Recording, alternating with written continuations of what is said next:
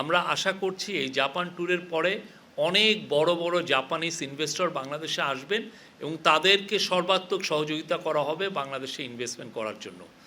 আর তৃতীয় যেটা খুব ইম্পর্টেন্ট দিক সেটা হচ্ছে যে জাপানের যে ম্যান পাওয়ারের যে মার্কেট, সেটা আমরা মনে করছি যে এই সফরের পরে এটা নতুন দুয়ার আমাদের জন্য খুলল। এটার জন্য কিছু এগ্রিমেন্ট হয়েছে এবং আমরা আশা করছি, এবং জাপানিজ কোম্পানিগুলো যারা আমাদের সাথে সেই একটা এই সংক্রান্ত একটা সেমিনার হয়েছে, সেখানে জাপানিজ কোম্পানিগুলো জানিয়েছে যে তারা আগামী 5 বছরে বাংলাদেশ থেকে 1 লক্ষ লোক নিতে চায়। এটা ওরা এক্সপ্রেস করেছে। আমাদের এখন এই চ্যালেঞ্জটা আসলে আমরা তাদেরকে পাঠাতে পারবো কিনা, এবং সেই লক্ষ্যে প্রফেসর ইউনূস অলরেডি একটা টাস্ক ফোর্স গঠন করেছেন। একটা সমন্বিত উদ্যোগ আমরা নিলে 1 লক্ষ কেন, হয়তো আমরা এর চেয়ে বেশিও পাঠাতে পারবো। এরকম একটা কাজ নেপাল করেছে। নেপাল করার ফলে এখন 1.5 লক্ষ নেপালি জাপানে আছে। সেখানে বাংলাদেশে ওই জাপানে আছে ম্যাক্সিমাম, কেউ বলেন 32,000, কেউ বলেন ম্যাক্সিমাম 40,000। এর বেশি জাপানে বাংলাদেশি কোনো ওয়ার্কার বা বাংলাদেশি যারা ওইখানে পড়ালেখা করছেন, এদের সংখ্যা 40,000-এর উপরে হবে না।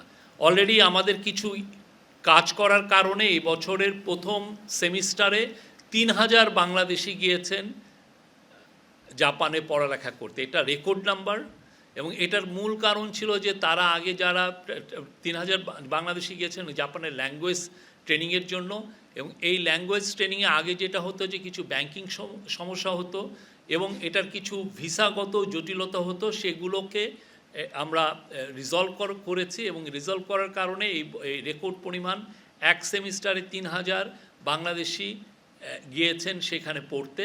এবং আমরা আশা করছি আগামী আরও 2-3টা যে